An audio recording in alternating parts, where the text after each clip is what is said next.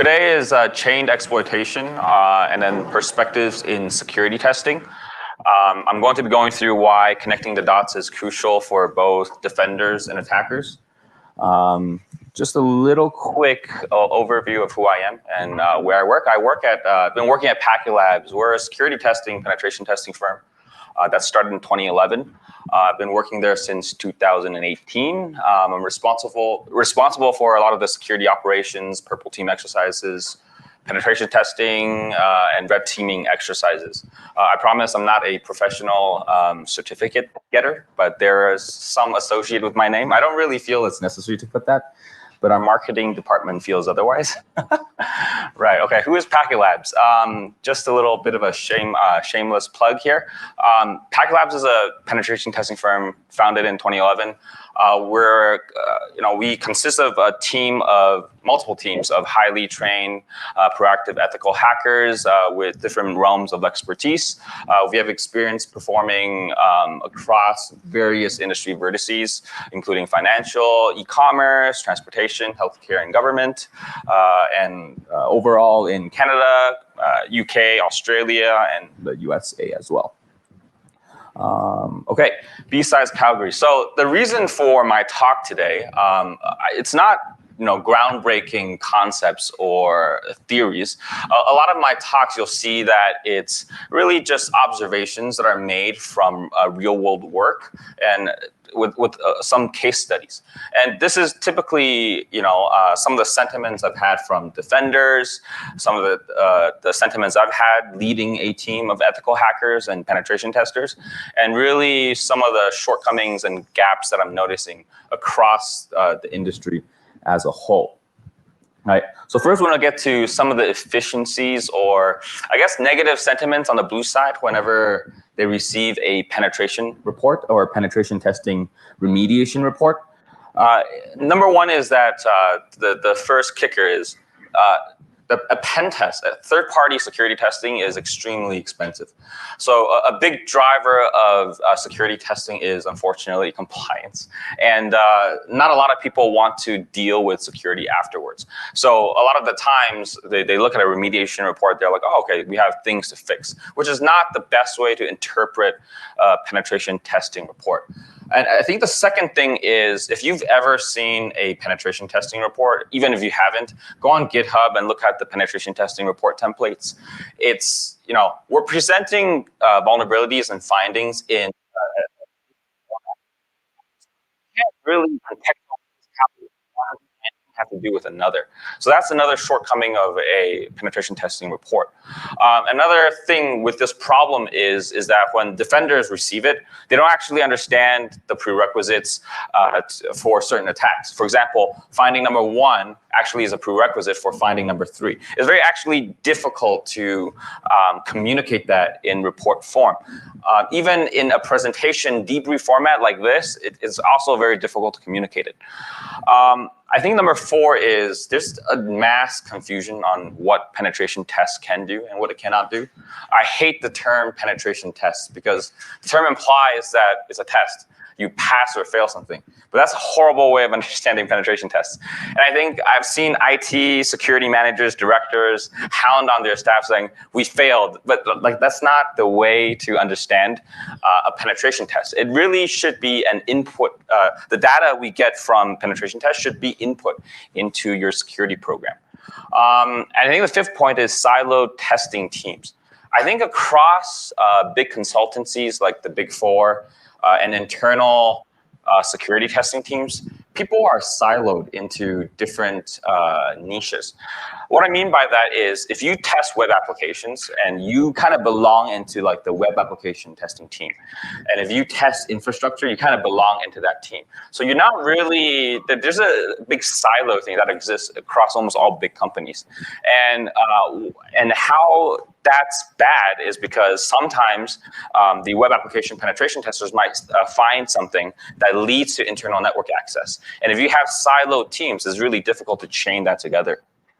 I think the next 2 points, really, I think I mentioned a little bit on it, but there's a real lack of training for the blue teamers, the defenders, on how a penetration test report is supposed to feed into a security program. And a lot of the times in penetration testing reports, I've been saying that word a lot, we address how to fix the vulnerability, but we don't actually address any sort of guidance on security strategy. That takes a little bit more. So these are just some of the observations that I've noticed from being a penetration tester for the past sort of 5-year mark, right? Now, this is a sample of one of our penetration testing reports. Just kind of notice on 5.1, right? So a lot of the times we'd find something called a Active Directory Certificate Services vulnerability.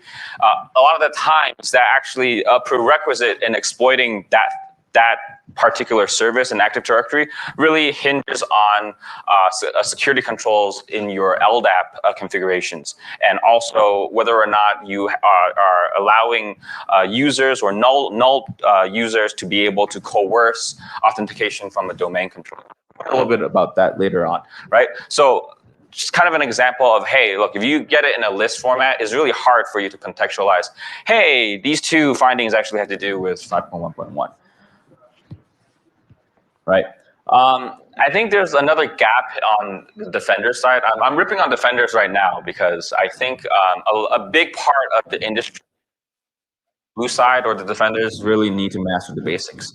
So there's a really popular meme I like to use here is that in information security, there are some fundamentals that you need to practice. For example, patching strong passwords, user awareness, security hardening.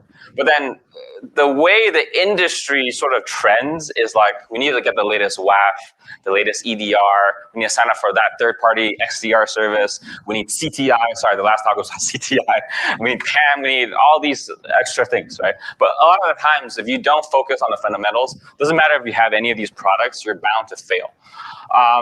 And I think a really popular trend that I've noticed for defenders is the sort of over-reliance on EDR and XDR technology. So if you look at the right-hand slide, this is a quick Google search on what EDR is the best. And I guarantee you, there's not a vendor in the world that won't say that they are number one or 100% in their MITRE attack evaluations. So if everyone's 100% and everyone is first, who really is, right?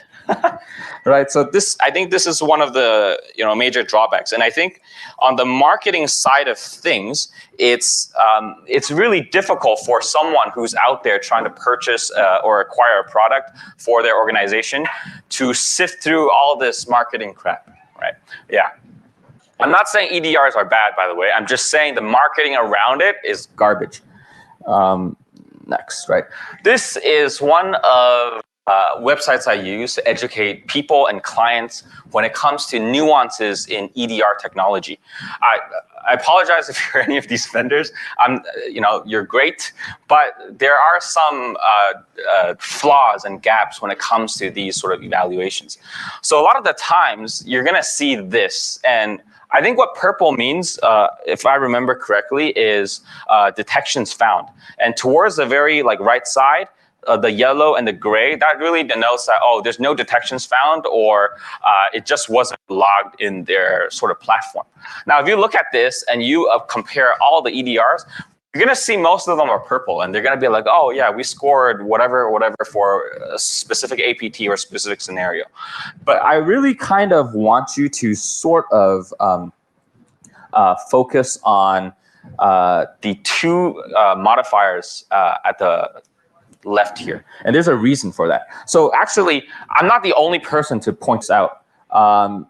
Very popular Twitter InfoSec professionals, they also have sort of insights on these things. One Twitter user said this: MITRE evals to the last place you should look for when shopping for an EDR. That's pretty ironic because a lot of the marketing comes from MITRE. I think another one that I found funny was, anyone else surprised that all the EDR vendors came first? And I think there is a generic problem with how this is portrayed. So to put some insight into this, is sort of highlighted that here, is when I uncheck these two things, you see how much yellow it comes out of? So when you do that as a comparison, it's more accurate. What these two modifiers means is the number one configuration change is that during these evaluations for people that have participated in them, sometimes they'll stop the scenario and say, hey, let me make some tuning or configuration changes to my EDR. So if you think about it, in a real life attack scenario, do you get time to do that? Right, so that's a nuance in sort of the MITRE attack evaluations. And the second one is delay. This one's kind of funny. So if I launch an attack or make an action, sometimes it comes a day after.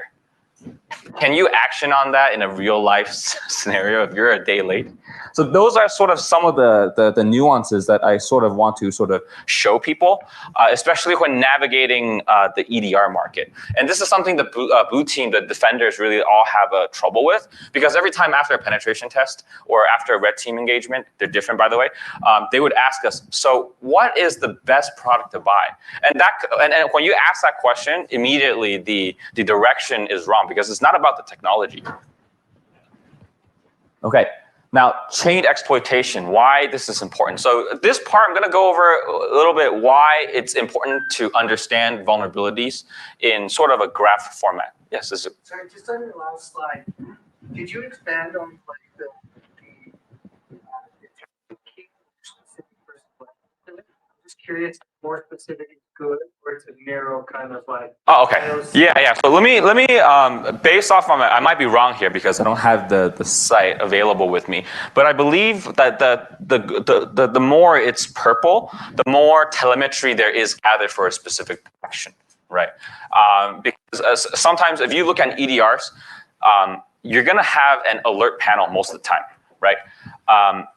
The more specific would belong in there, but you're gonna have a whole bunch of telemetry that might not be alerted on. So those things you have to go hunt for and search for. So I think that's what it means there, right? Yeah. Yeah, I'm not an expert in deciphering MITRE evaluations. This is just some of the flaws that I've seen when vendors come to me. We bought this product. It's supposed to protect us. How come it didn't do its job? It's like, not really. And yeah, I'll go into that a little bit later. Chained exploitation, why this is important for, now I'm on the sort of the attacker side. These are also some of the flaws and trends I've noticed in some of my own work, as well as some of the work that Packet Labs produce. We're not perfect. I think understanding root causes will help defenders prioritize remediation. So one common thing that I have seen from point one and point two is that sometimes an attacker would find something and they would stop there. So we actually were able to take over a few clients from another penetration testing firm, because when they were doing a phishing exercise, yes, they got into an inbox, but that's where they stopped. But when we did it, we went into the inbox, we found all sorts of things wrong, and we were able to hop from email inbox to internal network access. And really, one of the, I'll go over that in a bit. I think also penetration testers need to think about a different way of reporting. So I think lists are sort of legacy, and it's very difficult to communicate risk, communicate strategy, and all sorts of detection value. A good way we do this is by thinking in graphs or diagramming what we've done. And if you try to write your penetration test report in a way to construct a story, it becomes more memorable to the defenders. I think John Lambert, I think he's one of the Microsoft VP for Microsoft Security. He said that defenders think in lists, attackers think in graphs. As long as this is true, attackers win. And one of the, the tools that was modeled after this philosophy, as some of you may know, is the Active Directory Bloodhound tool. You see, it's a way for attackers to visualize how to traverse the internal network. Okay. Right. Now, I'm going to go over two specific case studies. These are recent and real world engagements that I believe happened in the last 2 months that sort of detail some of this in practice. Right. So Remember how I mentioned there was a firm that stopped that phishing, and but when we did it, there was a way for us to get to internal access. There's a very similar case study here. So I'm going to present from email phishing or social engineering to domain administrator. So it's a very simple scenario here. We were able to craft a password harvester application, trick them into entering the credentials, but we're faced with sort of a Microsoft authenticator prompt. I don't think this is possible anymore in the default configuration. But what we did was we started logging into his account at like 12 a.m. and we did it like 20 times. And I think they wanted to go to sleep or something, so they pressed yes, right? So that's like so we've been using that all of like 2019 and 2020, and it's always worked for like 7 out of 10 times. And I think a step that attackers sometimes miss is once they get into the inbox, they're like, what do I do now? Yeah, if you think in attacker shoes, you have to be able to go further, and that's really where you create value. So a lot of the times when an organization onboards a specific user, a contractor, or a new employee, they'll give them like sort of onboarding details. Sometimes they'll post this on SharePoint. Sometimes they'll give it to them in a Teams chat. Sometimes they'll email it to them. So this is exactly what happened here. This was a for an organization, rather big one, and they just put the OpenVPN configuration on their SharePoint. Here's remote access, guys, right? It's really interesting because once you have this file, all you need is a correct username, which we already have from our email phishing scenario. So right after this is logging with the user VPN. Right? They configured MFA, they mandate MFA for their Office 365, but not their VPN for some reason. That's an oversight here. So simply downloading a Kali host with the exact same phish credential, we're able to log into the internal network. That's how someone can jump from email phishing to internal network very easily, right?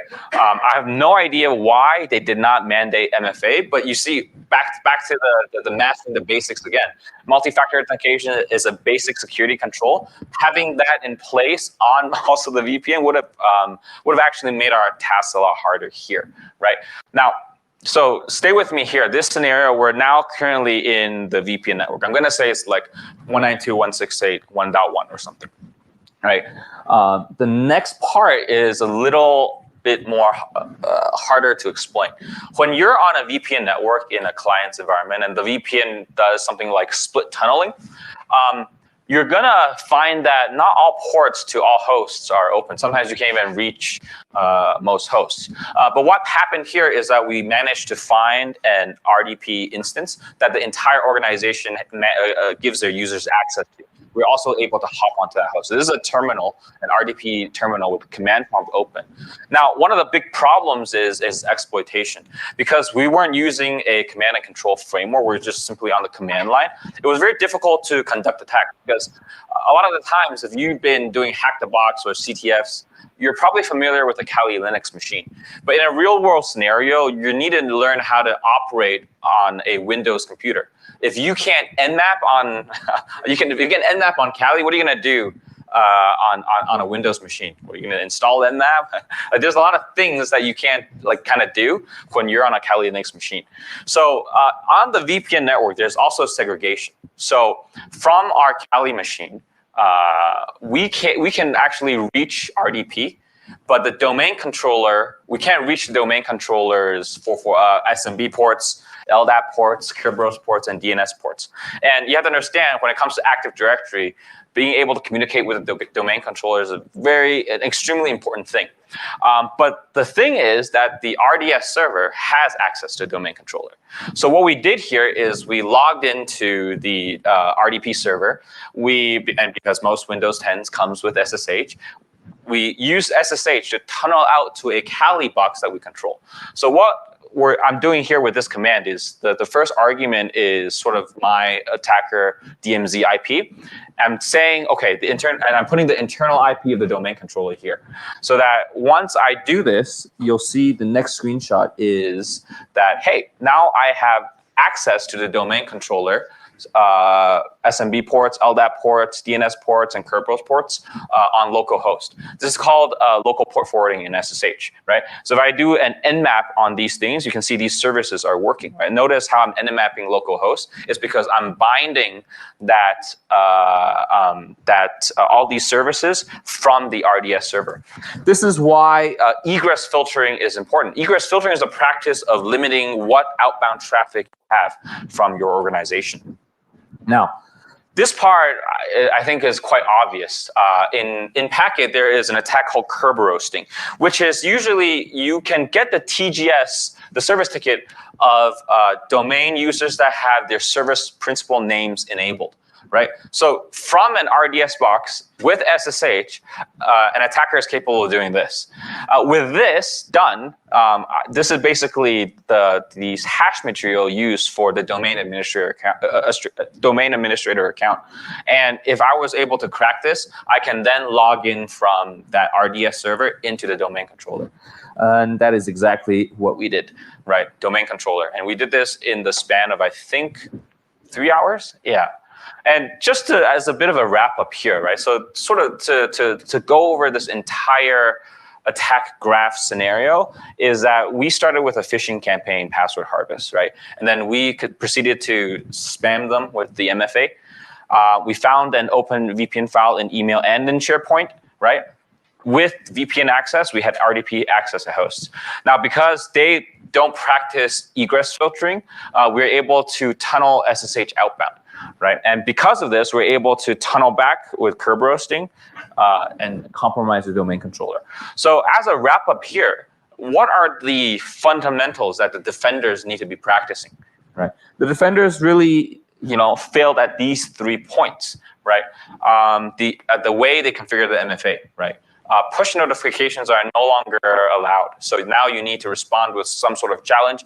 It's usually a number or some sort of other response, either through your authenticator app or whatnot, right?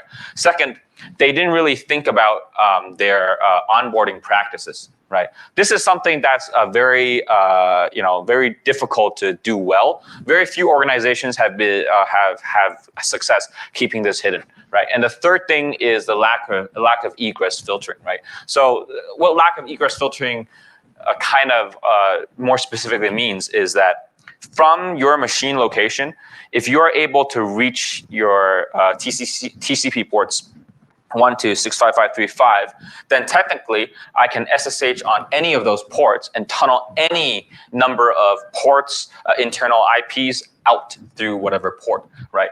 And a capable defense of people can use is you limit just to the ones you need. A lot of times organizations just need to be able to visit web, which is HTTPS and HTTP, port 88, port 443. And what you do is you perform packet inspection and you place all your IDS and IPS on those 2 ports. It's impossible to do it on all 65535. It's not feasible, and that's the funnel for detection would be too large, right? So this is the case study 1. A second case study is sort of our red teaming engagements. We use this scenario. It's a favorite of mine, right? Is that we ask them, hey, enable 2 Active Directory or however many Active Directory accounts that were recently disabled because they either left the company or they're on mat leave or whatnot. Let us use those accounts and see what we can do from there. That actually is a more realistic exercise of an assumed breach scenario. So in this particular scenario here, we're actually dealing with several expensive firms and expensive technologies. We're dealing with a security operations center who they're very good. They also have a DLP product. They also have a corporate filtering proxy, have app blocker and EDR, and we were shipped on site to perform red team engagement on sort of contractor laptops, like standard Windows 10, right? And I think for this engagement, it was really tough for us because they had a rule. They were like, at any point, if you're detected, the engagement stops. So right away, that's not the way you run an engagement. It has no value for the blue team if we were able to bypass everything.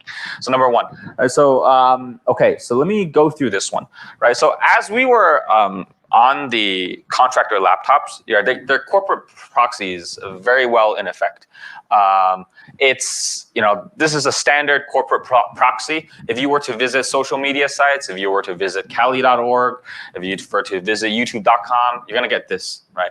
And actually, it's funny enough because the first day we were on the site, we were like, let's see how we exfiltrate data out. So I started going on like GitHub.com, Pastebin and stuff, all blocked, right? Even like Box or OneDrive, it's all blocked, right? So and we also went to Java because we wanted to see if there's any useful initial access vectors, right? Java's blocked, but we actually found that Python.org is not blocked, which actually led us to the conclusion that this company probably uses some sort of Python development in their pipeline, or they might have an internal Python shop, or for DevSecOps or DevOps, they might be using Python somewhere in this organization, right? So if you go on Python.org, it is not blocked. So actually that gave us about 28 to 32 hours to look for vulnerabilities in Python. So in red team engagements, it's very different from penetration testing. Penetration testing, you're focused on vulnerabilities. Red team engagements, you're focused on testing their security posture. So it might not really be vulnerabilities. So actually, we looked through a lot of Python versions. And I think we stumbled upon Python 3.11. I think in almost all versions of Python 3.11, if you were to go to Python right now, and download this embedded package, and you unzip it, you're gonna see something like this here. You're gonna see a Python binary and a whole bunch of DLLs, right? But the only two we're really concerned about are these two, because when you run Python without installing it, you actually are loading Python 3.11 DLL and a whole bunch of other ones they ship, right? But the Python 3.11 is the most important. So this is how you run Python in a uninstalled manner. So you sort of run it as a portable executable. You're allowed to run Python like this. And day 2 of the engagement was us sort of running Python like this. In a hello world, we're writing scripts just to make sure the AI for the EDR sort of picks up, okay, Python on this machine is kind of normal, right? Now, we actually tested this. I think we came up, we probably made over 47 payloads in order to get this to work. I think we stumbled on like 3 that potentially could work. So essentially, we had to craft the DLL that would bypass EDR agents. That is the most expensive thing in a red team engagement. So whenever you're scoping out engagement like this, you always want to be like, okay, we're going to spend X amount of time trying to evade your AV or EDR, but if we can't, you should whitelist it. That should be the approach. Otherwise, they're paying for a lot of things and they're not going to see a lot of things from the report. So number 1, we had to evade an EDR. Number 2, because of a corporate proxy, anything that you try to download would be subject to inspection. So if we were to just pack an exe, or if we were to sort of pack, a batch file, I don't know if they still do that, it would be probably flagged by the corporate proxy. They would probably also have a copy of your payload, right? So there's 2 things that we sort of need to sort of develop here. Number 1 is reputation. Reputation is hard to come by. So unless you've been seeding domains for a long period of time, and having like fake stuff for all the categorization engines to say, hey, this is for shopping, this is for social media, then it's really hard to get trusted reputation. So one way we did that was to use cloud services. If you go to Azure and you spin up an Azure Cloud App or an Azure Blob Storage, you're going to get a nice Microsoft signed SSL certificate. No longer are the days where Let's Encrypt is used. Let's Encrypt is automatically flagged by almost all EDRs and firewalls now, so don't use that, right? Now, the second part is dynamic generation of the payload. Because you don't want the payload to be sort of captured, you want to use something called HTML smuggling. HTML smuggling is usually just a base64 blob in JavaScript, and you're using a JavaScript function to download it. So this is known to bypass corporate proxies. So if your defenders try these technique out, right, see what your corporate proxy will catch. Most likely it will catch the endpoint where that's hosted. That's it, because it won't catch the JavaScript part, right? So we're actually able to use trusted sites and HTML anti-malware smuggling to smuggle a legitimate Python package, but shipped with a legit DLL and a custom DLL that we that we also use. Okay, and the specific technique that we're trying to use here is side loading. And what side loading is just essentially what side loading is. It's a subcategory of DLL hijacking, and it's usually When you position a legitimate application, in this case Python, and the legitimate DLL and the malicious DLL, so that when you execute Python, it loads your DLL as alongside the legitimate one. So the Python process still actually works, but you're loading the malicious DLL as well.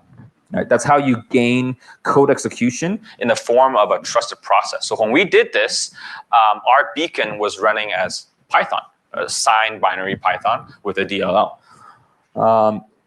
Additionally, to mask our traffic with the client's organization, we can see because they have a lot of cloud apps or Azure websites. So we abused something that actually was open again like a month and a half ago. Right. In November 2022, Azure or Microsoft, sorry, they actually blocked domain fronting for newly created domains. Did you know that as of September 25th this year, they have re-enabled that? Yeah. No, right? So actually, this is something to watch out for again, right? So because of this, because overwhelming customer feedback and security considerations, they've opened this again. It's really funny, right? When I read this, yeah. But I'm not dogging on Microsoft. I'm sure they have their reasons. I love Microsoft, but sometimes I don't understand. I think for them, security is not at the forefront of their business, right? Yeah. So that's the unfortunate reality of some of these things. Now, contractor laptops to domain admin, right? So day 3 of the engagement, we're after 47 compiles of that payload, we're actually able to detonate the payload inside the contractor laptops, right? I maxed out. I don't want to shame the EDR vendor, but an EDR service process and a SOC agent process was both running, and we had a beacon in there for, what is it? 15 days, 16 days in there, and they did not complain, right? 100%, not really, yeah. So, okay, let me go back to the 100%. The 100% thing is not prevention nor detection. If anyone says their product can 100% detect and prevent, don't trust them. What they mean by 100% is visibility, because EDRs work on the user land and also kernel. They have a lot of methods where they can pull and gather telemetry. So they have 100% visibility. I'll believe that, right? Because they have the ability to look at everything that's happened on a specific host. That's exactly what they're advertising their product. Is that a question? Yeah, what's up? I'm sorry to interrupt you. So would you attribute the fact that you're able to detonate that payload to the fact that reception based? Yes, that's probably the reason why, right? Because when EDRs look for something very obvious, right? Unsigned executables are no-no, right? If you try to detonate an unsigned executable, you're gonna get flagged, right? And then a lot of times when you detonate a payload, if you're performing any sort of remote process injections, like create remote process thread, you know, everything along that line, you're gonna get caught, right? So it's one of the reasons we were able to bypass this was we did something called DLL unhooking. So how EDRs work is that when something is run on the EDR end, they redirect execution flow to their own DLLs, right? And their own DLLs will process whatever that process is running, right? Now, in order to circumvent that, you would need to look into that specific EDR, look at what DLLs that the code execution flow is going to, and then you unhook them. You say, no, go to kernel 32, go to NTDLL, right? So when you do that, the EDR won't complain. That's one of the techniques we were able to use to bypass that, right? Now, the funny thing is, there's indicators of that in the EDR, but it's not as in an alert format. You have to go look for them. You have to do hunting to actually go check. So that's why you can't over rely on the alerts that EDRs give you, right? And the second thing is that we're able to exploit something called this one's tough to explain. I don't know if I have time, right? This is an Active Directory Certificate Services vulnerability. I think in 2023 alone till now, 8 out of 10 or 9 out of 10 times, we've been able to get domain admin through this exploitation process. So it's very useful to learn what PKI infrastructure is and what certificates do in Active Directory. Now, in this specific case, I'm just going to sort of condense it here, is that is essentially the AD Active Directory certificate services installation on a domain controller or on another server. It's usually settings with predefined Active Directory objects as certificate templates. Now, these templates are a collection of enrollment policies and other certificate settings for, what's the subject, who's allowed to request a certificate, who's allowed to authenticate a certificate, who's allowed to enroll.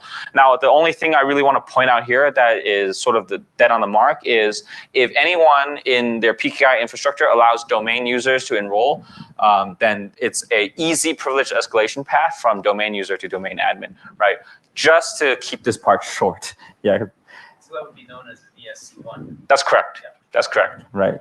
And ESC1 is templates allows specifying a subject alternate name, right?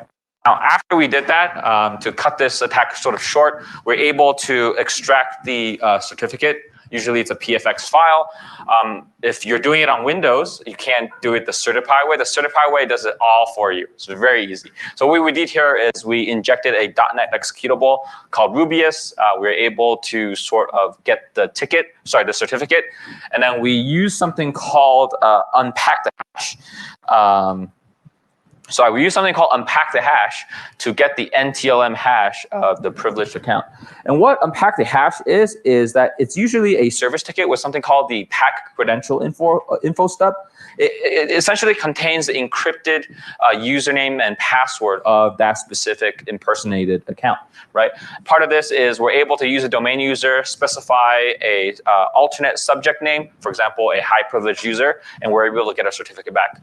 And what people don't know is that you're able to authenticate with hashes, passwords, tickets, but you can also authenticate with certificates. So if you can authenticate with certificates, you're able to pull tickets out of that user. You can pull the hash of that user. Essentially, that's what we did here.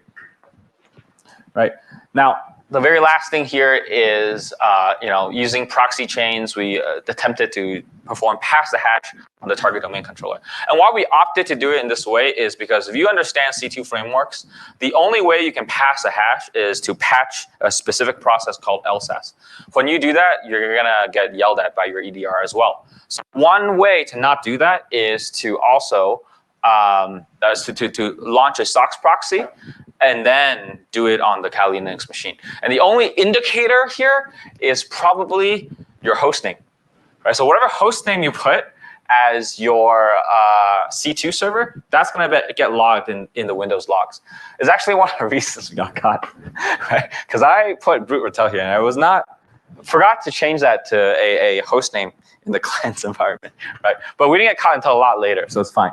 Right. Now, a lot of the times, if you've done offensive security training, you're going to want to do ipconfig who am I and hostname. Please don't do that. When you do that, you're going to get caught because literally, I know at least 3 EDR companies that will just flag these commands. No matter who runs them, they'll flag them, right? So offensive security, because they tell you, hey, you need to give us proofs in this format. A lot of security, testers or penetration testers will do that to prove, hey, I have access. Don't do that. Just list to share. That's good enough. Yeah. Now, to sort of wrap up this entire attack, right? Really, we're with a very modern sort of defensive security stack: proxies, DLPs, app locker, EDR, a SOC. Right, very hard to circumvent. But really, here is where it gets down to it. Right, it's the Python, the DLL sideloading, ESC1. So, what are the basics and the fundamentals here? It's really you have to think about sort of this section, right? This isn't really a vulnerability, so it's really hard to communicate that. If your team is over relying on the EDR, you're always going to hit a advanced adversary or an actor that's capable of bypassing. How we bypassed this specific EDR is because our company happens to use it. So we have a perfect test instance against this company as well because we have the same EDR customer. Now, so we're able to test so many times until we get around that product. We've gotten around that product, I think, like 10 times now. Now, the second part is really managing who has Python and who can run Python in the organization. If you don't have a baseline, or if you don't have any knowledge of what goes on in your environment, it's very difficult to baseline an attack like DL sideloading or DL hijacking, right? And third is misconfigurations, right?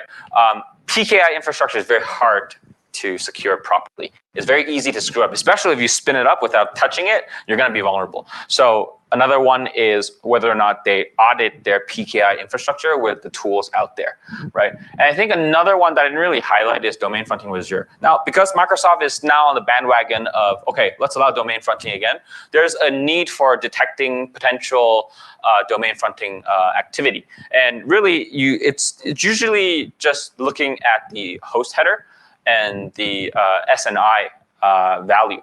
If there's a mismatch, this indication that something is being domain fronted. Now, domain fronting doesn't mean it's malicious. A lot of legitimate apps also domain front, right? One popular one that does it is Signal. Signal does domain fronting because of what it advertises, right? Now, the hard part is baselining, what in your internal traffic is tunneling out, or communicating with Azure. That's the most important part. And a big prerequisite for this is SSL and TLS decryption. If you're not able to decrypt or SSL or TLS, you're not going to be able to look at the host header or the SNI value, right? So there's a lot of things here that is sort of the some basic things, right? But it's really hard to communicate that as a vulnerability, because what we're going to write is, fix ESC1. Right. It's very hard to communicate the other three parts because that's a part of security strategy, right? So kind of what needs to change and sort of lessons learned here is that actually, instead of just issuing a report, what we've been finding is that we give more value to vendors when we diagram the findings, right? We do this with a portal. We sometimes do this with a graphical tool, and we label findings and how they have to do with each other, right? Now, I think one of the popular quotes by John Lambert is that, what do you think is your biggest security spend? If your biggest security spend is the technology or whatever that's new and hot, whatever buzzword technology that you're going for, if that is your biggest security spend, you have a problem. Technology is great, but it's the people that investigate alerts and hunt in the network. So where does that investment need to go? It needs to go into people. Right? Because if the people know how to hunt and how to baseline an environment, you have a step up in the game, right? Also, number three, I know I keep mentioning this, but penetration testing results should not be thought of as just an output. It's not a checkmark, pass or fail. It needs to integrate to an actual continual improvement program. You need to have someone capable reading the penetration test report and draw specific security and strategic recommendations that can be part of your security program. That's how you're supposed to actually use a penetration testing report. Now, in order to learn, and in order to be a good defender, and this is for the people on the defender side, you actually need to be an attacker. I actually like defense more than offense right now, because defense is so interesting. How do I catch people like me, right? But in order to do that, you gotta be on the attacker side first. And I think that's one of the prerequisites that are missing a lot. A lot of the times, I see students or juniors in InfoSec trying to go into the InfoSec field. You start out as what? SOC analyst, right? If you start out as a SOC analyst, you're not going to know a thing. I started out as a SOC analyst. I did not know anything. The only thing I could detect was account lockouts, right? Honestly, yeah, right? It's only after I went into the offense, I can be a pretty good a SOC analyst now, because I understand how attackers work. I understand what to look for. I understand how to hunt, right?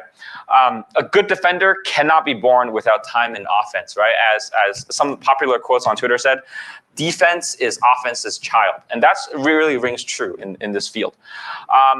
Actually, the basics are important, right? Whitelisting, asset volume management, security, security architecture design, least privilege policies, access request policies, anything that you can policy, it's good because it creates a narrower funnel for detecting threats that actually matter. Part of the reasons why security teams can't detect threats that matter is because the funnel's too big. There's too many things they got to deal with, right? So, this is not, something new. These are just some of my observations about, security testing as a whole and my time on the offense and sort of insights for the defensive team. So I think that's all. I'm going to leave time for some questions. Yes. So that point, continue. Yeah.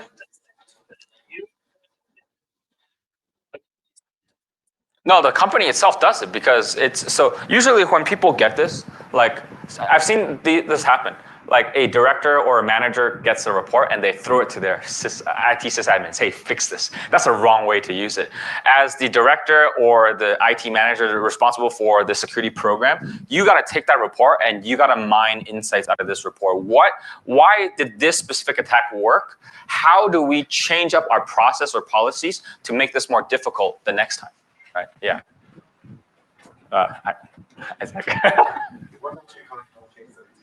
What got me caught? Oh gosh. So this is okay. When we're back, I'll share more. But what got me caught was running Sharp-Hound in memory. No, I ran Rubius and a whole bunch of .NET executables in memory, but Sharp-Hound was the only tool that leaves behind disk indicators. So when you run Sharp-Hound, it creates a cache file and it creates JSON files with specific file names. Now I know to randomize the file names, I know to say don't save the cache, but when it's trying to zip up together the hash, there is no way to change the JSON files before it zips. So that's what got me caught. And I learned that the hard way, right?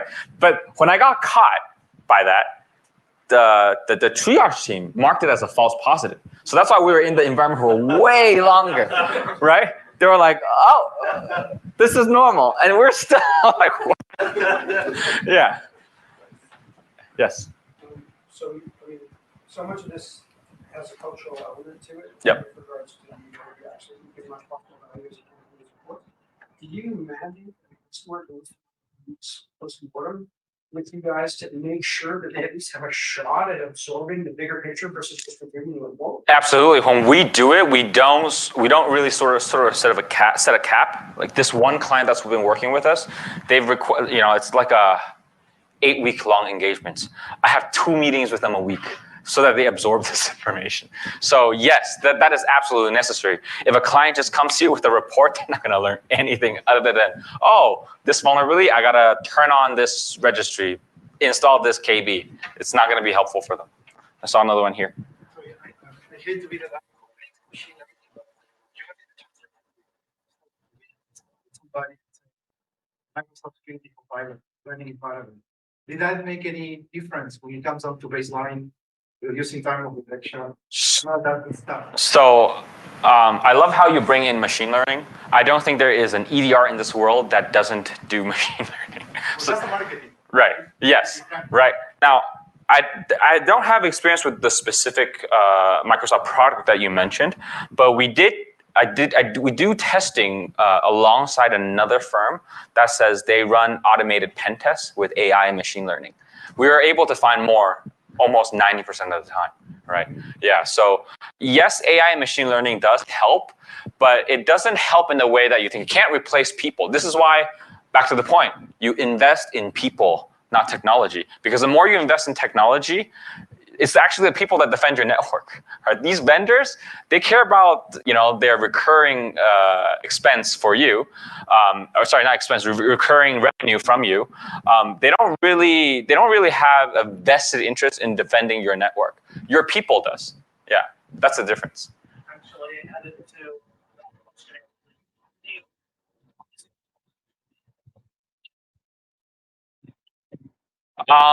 So part of that is we usually have 2 types of debriefs. We have debriefs for the executives, the managers, the high levels. I don't go into details. A lot of times I just present graphs. Most of the times there's not even a one command line output. I just go over graphs. This is what we're able to do. This is the impact. This is the potential financial impact. Dollars lost. Execs need to know that, right? And I think we have a separate call with the technical team to say, this is what we did. These are some hunting strategies. These are detection opportunities, right? These are our logs. Let's compare logs. Yeah. Yeah. So, well, sorry. OT pen testing. Any comment on that? I'm probably not the best person to speak about operational technology, but what I've been observing from my side is that we do a lot of OT pen tests as well, and it's a lot of times it's joined with Active Directory on-prem. IT and OT, there's a gray line. It's like a Venn diagram. There's a gray line, right? Now, for OT stuff, we're about 20 years behind, like on-prem Active Directory. So on-prem Active Directory has grown a lot, and we're now into cloud and stuff. Like for OT, a lot of the times, if you can circumvent the segmentation, you have full access to whatever PLC, ICS, SCADA stuff that you see. So OT is 25 years behind traditional on-prem infrastructure. Does that mean that easy to circumvent this stuff? So there's no circumvention needed. If I have direct network access, nothing's needed. Yeah. The hard part is finding out how circumventing that segmentation. And a lot of times, circumventing that network segmentation is in the IT realm because it's the IT switches, the Active Directory groups, the way you design your network segmentation falls in IT. Not so much OT. So you need to know this stuff before you get into OT. A lot of times we hit OT stuff, we've been able to control cranes, we've been able to control kilns, control chemical output levels, things like that. Yeah, sorry, I just keep on asking. Very curious about previous engagements. How about things like zero trust with that case, CDNA, right? Would you get all your traffic and they kind of have the brokers to validate where you can go to? Any success on pivoting now? Okay, so we've tested many clients that says they have zero trust. Zero trust isn't technology. It's just it's a principle, right? No technology can give you zero trust automatically, right? Yeah. So zero trust is more a principle that has to be put in practice. And staying away from the zero trust concept. Yeah. Let's say Yeah.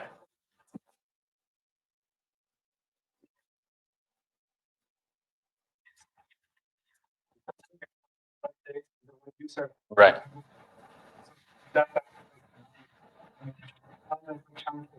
For success, the pivoting, like SSH and other kind of like you may hide and you should leave some ways around that. So Somebody who is thinking that concept around, right? Right. Yeah. Offensive security perspective. Yeah. From an offensive. Your job. Right? Yeah, offensive from an OffSec perspective, and in all my time, I probably seen only one organization who's put zero trust together in place properly. For that specific engagement, we were not able to do a thing. The only way to circumvent that is you fish them till you die, because for zero trust infrastructure, it's like they don't have passwords. It's like so they don't have passwords. Right? You literally have to fish them with different types of techniques. We tried a whole bunch of different techniques, but a lot of times for these organizations, it's the right person, right opportunity, right time, the right pretext to get privileged access somewhere. But a lot of time, in a lot of zero trust organizations, you're really still only one fish away from privileged access, though. That's the problem, right? So zero trust is effective. It'll make this harder, but it's not foolproof. Yeah. There's no foolproof. No, there's no foolproof. There's no stopping attackers. Yeah. If I have millions of dollars to throw at initial access, we're gonna get you. Yeah. That's the fact. It's about slowing us down. Yeah.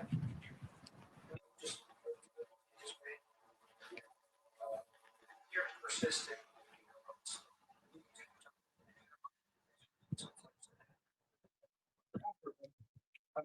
Visibility is really super, right? Yeah. So, what lessons you succinctly pass on applies to outpatient disability unknown. Okay, right. So a comment on that is when you have that kind of a security stack that I presented, a SOC and XDR, they had 2 EDRs actually, right? And a full team. They had like 300 people on their IT team. It's a huge company. You have never seen 350 on an IT team on a blue team, right? So if you have that amount of resources, you have visibility. Right? There's no such thing as no visibility when you have that amount of resources. The only reason you would miss detections is because you don't mandate threat hunting. You don't have people actioning on the visibility. You don't have people sorting through the telemetry. A lot of the times it's that. It's not that organizations don't have visibility. It's that organizations have too much visibility, don't know how to sift through them or action on them, right? So it's about, and it goes back to sort of the core principles, it's about the people. It's not about the technology. You can install CrowdStrike, like whatever, Sentinel-1, Micro Defender for Endpoint, Cyber Reason, FireEye, whatever, right? If you don't have people looking at it, it doesn't matter, yeah.